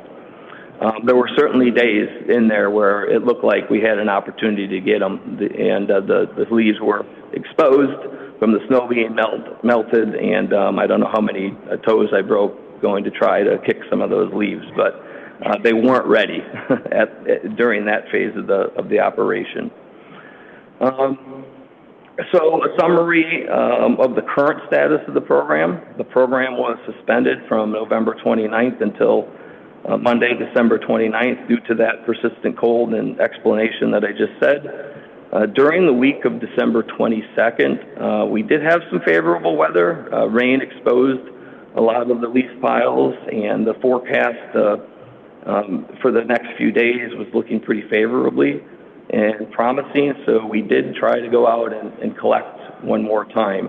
However, we went out actually on the week of the 29th of December, and the forecast provided to us was actually wrong, and it actually snowed the night before, some more freezing rain, and so on and so forth. But nonetheless, Kramer and Public Works staff agreed to move forward and try to finish the program. We were out there side by side with them, and after about 2 days of attempting to gain ground, progress was slow and the product was incomplete. And what I mean by that is that we were getting about 90% of the leaves up, but around the perimeter and on the bottom layer of those piles, the leaves were stuck to the ground. And we would have had to come back at some point in time and do that again at the cost to the city to do that, or find another way to do that with our own staff. Kramer wasn't going to do a fourth round of collection, for in the spring after trying to attempt that. Even being said, if we could have collected 90% of the leaves, the machinery was breaking down. We had 4 pieces of equipment out there. Two of them ended up needing to be repaired after just 4 hours the first day. The next 2 shut down in the second day of trying. So it was really kind of an impossible operation at that point in time. So where does that leave us now? The Public Works Department and Kramer Services are definitely committed to finishing this LEAF program, and I know I've heard it before, but this program has not been canceled. We're trying to find the best and opportune time to finish this. By contract, Kramer owes us that last round of collection, and they have certainly committed to that as well. So my staff will continue to be in constant discussions with our vendor to find the next optimal time to complete the program, while constantly evaluating weather forecasts. In a perfect world, we are looking for, in a perfect world, we are looking for about 2 weeks to finish this final collection. We're not going to get that until spring, we know that. So what we are looking for at this point in time, and I'm certainly open to feedback and suggestions and ideas, but we need daily low temperatures to be above freezing. Low temperatures, not high temperatures. And a lot of people see that we have a 45-degree day, but they don't realize that 45 degrees is only for 2 hours during the day, and the rest of the day is freezing, and sometimes overnight in single digits. So we need some lower temperatures to be a little higher than they have been.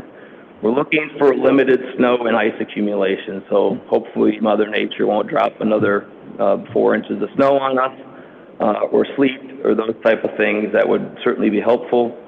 And we're seeking multiple days in a row where we can collect leaves efficiently and effectively. really for twofold. It is very difficult for our contractor at this point in time to adjust quickly to the program and come out for a day at a time or even 4 hours at a time to collect for obvious reasons. But maybe one thing that you don't know is that they do have seasonal staff that are no longer with the company at this time of the year. The seasonal staff is ramped up in the summer months, and so their staff is limited. So when they are actually out doing leaf collection program for us at this time of the year, it is their entire staff. So all the other work that they have, whether it might be tree trimming or other work that they're contracted with, is put on hold to prioritize our work. And they're willing to do that, but they are asking for a few good days to get out and actually do that as opposed to a few hours or a day at a time. And that's really what we're looking for right now. So with that being said, we certainly entertain any advice, suggestions, questions, comments that you have, and we'll continue to monitor it. Unfortunately, we did have some good weather this past several days, and I can talk a little bit about that. Unfortunately, starting on Wednesday, that those temperatures are going back down for at least a week. So I don't see in the near future, i.e. the next 7 days, that we're going to have that perfect window. But after that, if we get 3 or 4 days of solid warm weather, then we'll go out and try to get this thing taken care of. Thank you, Peter. Are there any questions or comments? Steve? I'll just say, Peter, I don't know why you can't control when the leaves fall, and I don't know why you can't control when the snow falls, but I haven't had any complaints from any of the residents in the Fifth Ward, me personally. Maybe they're more understanding of the scenario of went down, but I just want to say that from the Fifth Ward, I have not received any complaints, so. Thank you. Peter, I would say thank you. As Councilmember Weber stated, you can't control everything.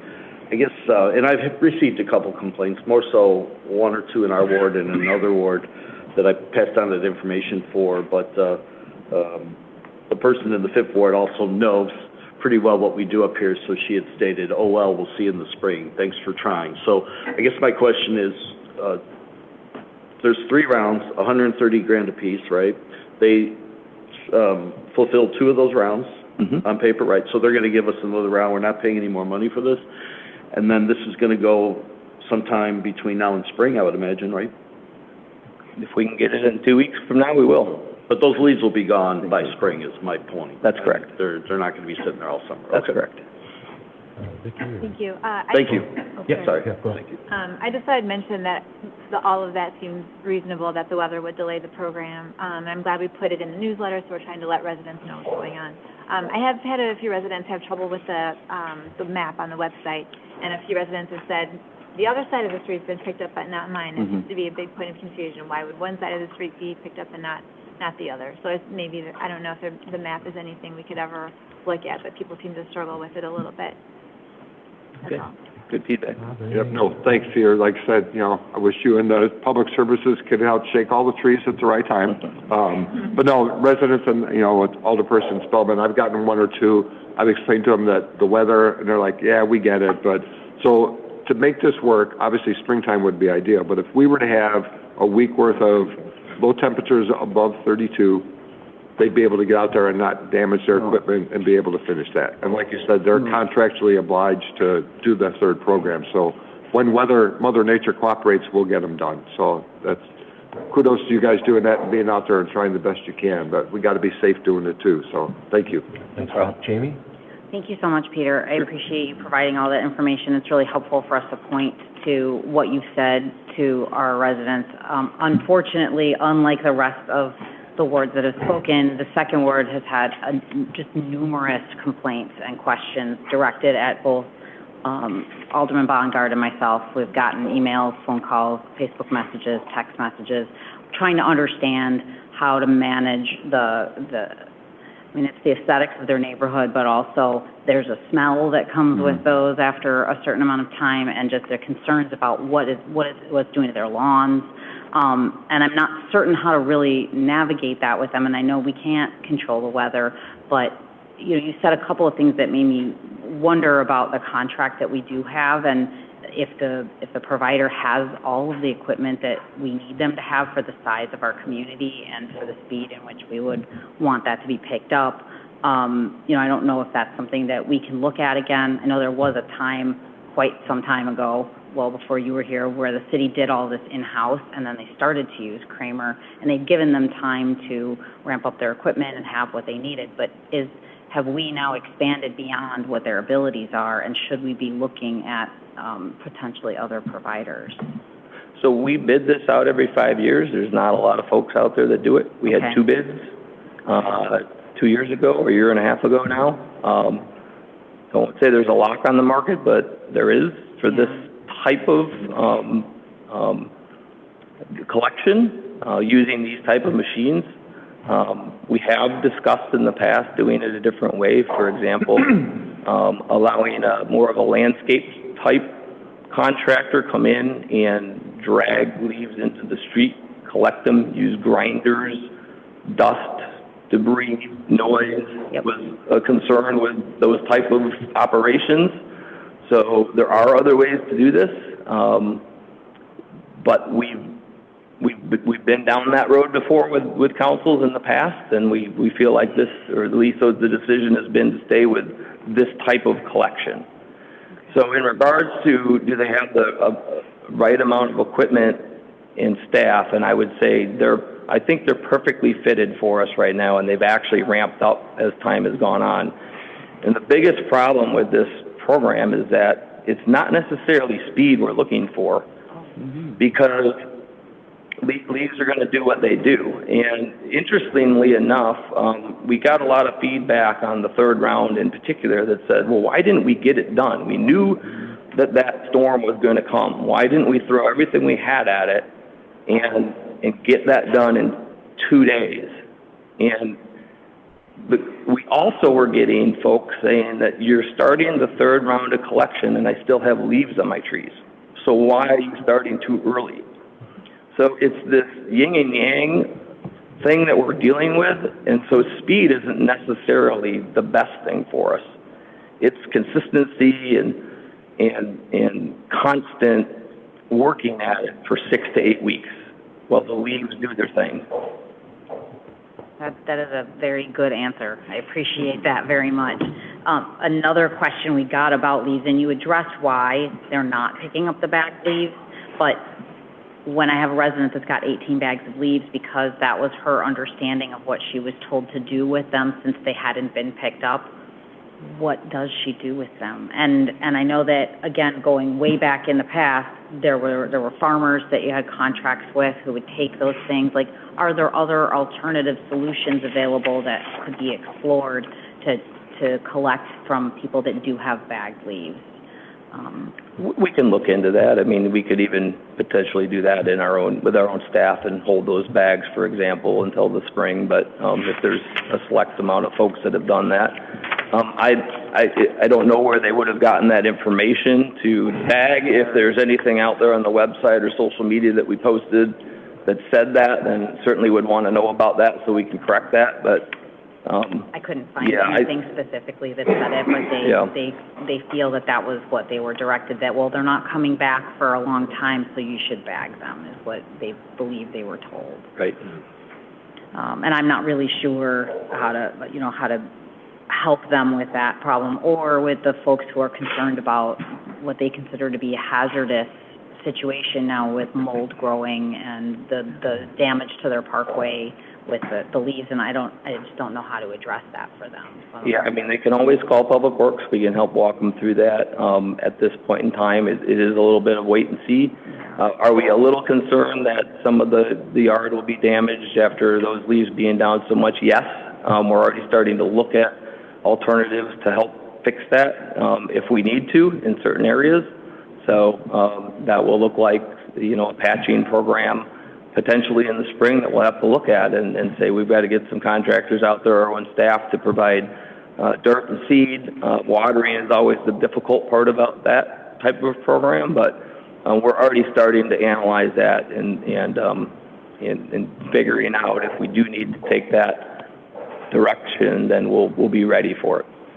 And do we have any direction for residents who feel that they are paying for a service essentially 2 times. For example, people in townhouses or apartments or areas where they are paying into an HOA, they're taking care of the leaves, but they are still paying that fee on their bill. And then I have some others who have said, I don't rake my leaves. I mulch them into my grass, my lawnmower, and that creates a better environment for me in my home, and I can't opt out of this collection. I'm not really sure what kind of direction to give folks like that. And one thing that was suggested to me is, why doesn't the city just institute the bags? You pay for the bags you want to use, and then they have the collection for that, and then you're paying for what you actually use as opposed to everybody paying for something on their bill that some may not be using at all. I think if you individualize it and you let everybody pick what services they want, I think that becomes really, really difficult to manage. I think that's probably understandable. I want garbage pickup, but I don't, is maybe another, concept there. But in regards to townhomes or areas like that, they do have the option to opt out of the program, and we do have several communities that have done that. There's a process to do that. It's pretty simple. Okay. They have to get their HOA to communicate with us and say they want to opt out of the program, and there's an internal process that happens, and we'll take them out of the program the following year. But individually, if you have a lawn service that already takes care of them, you can't opt out that way. I think it would be really difficult to do that. I mean, even just think about tree trimming. I don't want to pay taxes for tree trimming because I have my landscape trim the trees in my parkway. How far do you take that? Right. Yeah. Okay. I mean, that's helpful. Yep. That's the kind of answer that I was looking to be able to give. Is, why it is that we don't have those sorts of options. So I appreciate that. Thank you. Sure. Ryan, do you have anything? So, contrary to Mr. Weber's point, actually, this has been a very hot topic in the second ward, which, again, I think it seems silly a little bit. We're talking about leaves, and, everybody knows that the weather would happen. I think part of the problem in the conversations that we've had is it's been a little bit of a customer service, issue, say with Kramer, of like, hey, giving us options of, nobody's blaming you for the leaves not falling or the snow, and we get it that, you're not going to have machines breaking down, but now I'm just stuck, and what do I do? And I feel that's been the frustration. So if you look on certain Facebook pages, within the second ward, I mean, people are rallying around, the trucks come and fill your bags, So again, it's been a bit of a customer service, issue, which now has led Jamie and I into a lot of conversations about, hey, how do I opt out of this? How long is the contract? Do we cancel it? So it's like, well, just hang on a second here. So I think you can't go backwards and try and, fix some of that. But moving forward, what are we telling people about, hey, option A is you can just kind of leave this, as is. B, you can just trying to help people navigate who want that help. But I don't think anybody up here is, frustrated or blaming Kramer or Public Works that, we don't control the snow. We don't control the leaves. We did our very best to try and get out there. And, as Mark whispered, you're not going to get 2 weeks till, 2 weeks into the baseball season in mid-April. So, if you really got a problem with it, somebody's going to have to probably take it upon themselves. So the frustrating thing is just, it feels like a customer service issue, which sometimes those are, difficult to navigate at best. Mark, anything? Yeah, I'm not trying to be the Debbie Downer, but people think they're coming in like January and February. Being a baseball coach, Mother Nature is not my friend. And you get out there and you have that 50-degree day, but you're waiting for the frost line to come up. And then, like you said, the next day, it's like, hey, it's going to be a high of 50, but the low was 29, so the frost comes back. And you keep fighting this battle back and forth. I agree. I wish it was a clear statement, because I had a bunch of residents call and go, hey, it's canceled. What's happening? It's like, whoa, it's just canceled for now. I wish it was just stated a little bit more clearly as it was stated.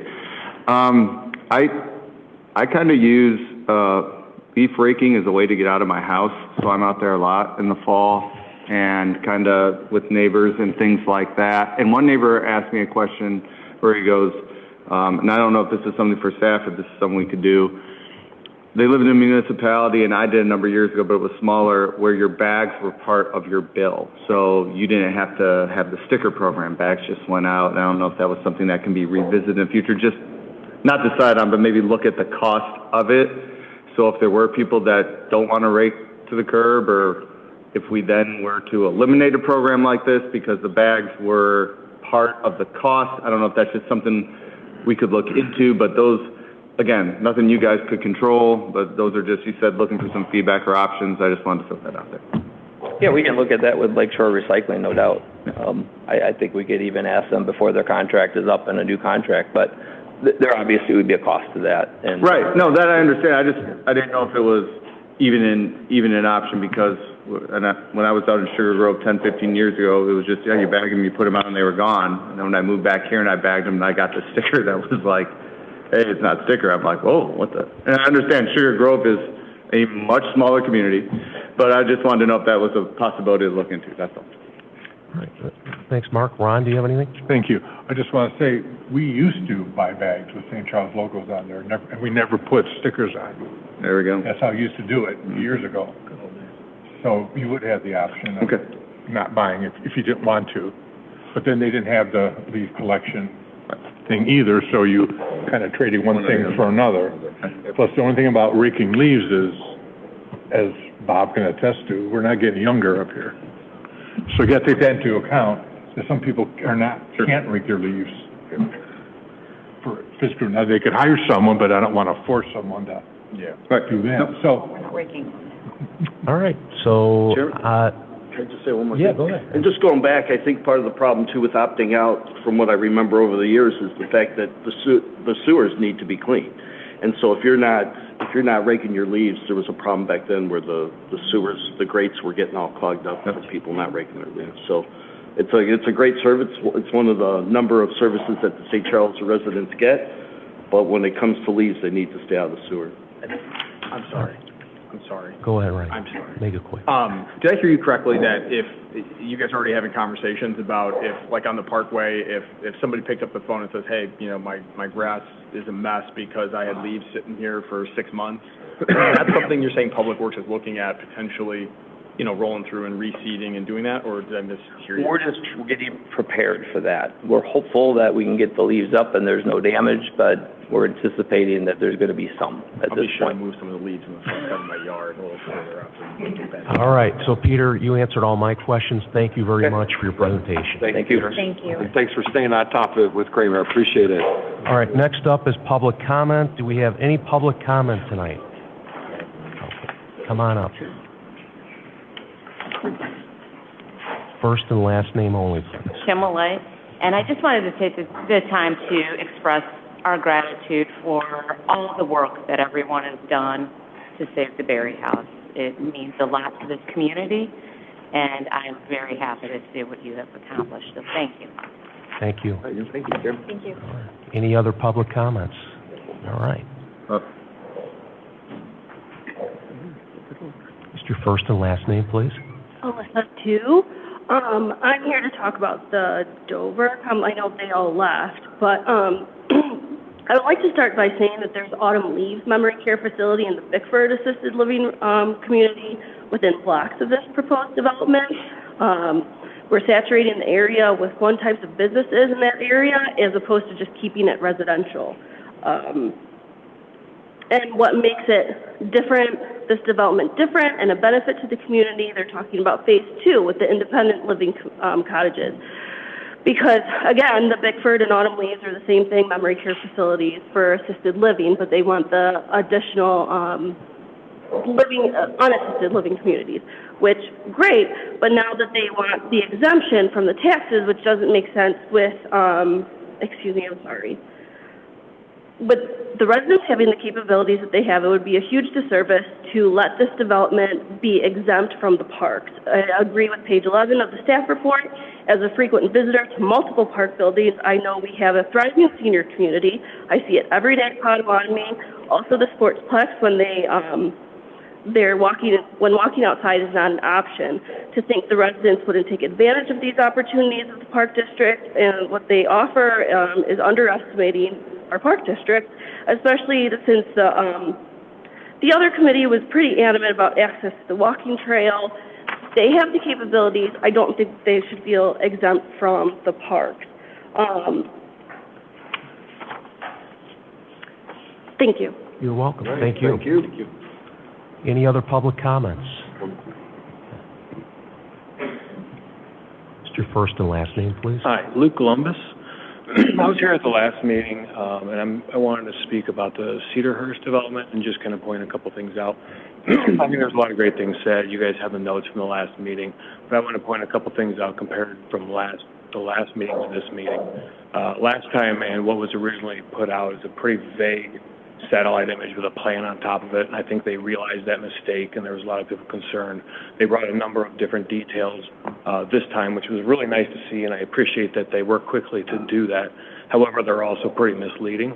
If you compare the images that were supplied by them compared to the actual plan, compared to the actual plot of land of, you know, what they own, it's very, very different. And I think this comes down to what really resonated last week was maintaining the integrity of the trail, not only for the folks across the trail, but also the 17 miles that it runs. So it's not just the neighbors around there, but it is the community that's going to be affected by this in all wards. And so I think when you look at that plan, what happens, what you see is that there is a significant amount of trees on both sides. Those trees are not outlined by, you know, the plot of land of ownership. So what they were confused last time is that there's an electric line that runs through it that everybody thought was a trail, and so they kind of adjust to that. At the same time, when you look at the plan, the plot of land is 40 feet plus, and then there's a jog in that plan, right? So that, or not in the plan, but in the actual property. So that jog, when it's going up 1/3, it drops down and it goes another 2/3 going forward. That's closer than what they're leading on to be. It's probably, I don't know, 20 feet or so, which is fine. But I think if they're starting to review and think about how to save the trees, how to maintain the integrity of the whole system, they might want to look at what that bottom line is to make sure they're not removing all these trees. And I think if they do that, that might be helpful for all the residents south. The other thing, and specifically, is looking at the two images they had in the last slide, is that there was an image that showed it over it. It doesn't show the full property. So if they know what they're doing, they should have put that whole thing on there. It just shows what's above Renal Manor, but it doesn't show what's past that. And so I just wanted to kind of show that to you guys, so you guys are aware as you're watching, looking at the stuff. Obviously, the other committee's doing it as well, but you know everything else that everybody said. I don't need to read that, but, you know, I would just say pay attention to the details that they're saying, because I don't think they really understand some of the details of it. The other thing to keep about, there was one thing that wasn't brought up tonight, that was brought up last week. There's also marshlands there. The reason why is because there's a hill there that you're driving over towards Campton Hills. All of the water that comes off that hill goes right into that property. So in spring, unless you're around there, you don't know it. But as soon as everything thaws, that's all flooded. So there's a whole different, I don't know if it matters. They could probably excavate it to go in different ways and reroute it. But it's an important thing that I think could back up. So I just want to make those 2 points so that it was kind of on record with you guys, and you guys consider that. Thank you. Thank you. Any other public comment? No? Okay. Any additional items from mayor, council, or staff? I have one quick. Okay, go ahead, I Jamie. want to wish Steve Weber a happy birthday coming up this week, even if he doesn't want it. Oh, Vicky as well. And Vicky. happy birthday, Steve and Vicky. All right. Happy birthday. Thank you. All right. Anybody else? No? Okay. So we're going to go into executive session tonight, so we're going to need to vacate the room, the chamber, and then, I'll make a motion. so yeah, I need a motion to go into the executive session. Second by Bob. Motion by Steve, second by Bob. Roll call, please. Hefner, Yes. Weber, Yes. Lakita. Yes. Folks, Yes. Unger. Yes. Lunt, Yes. Kim, Yes. Spellman. Yes. Okay, we're officially in executive session.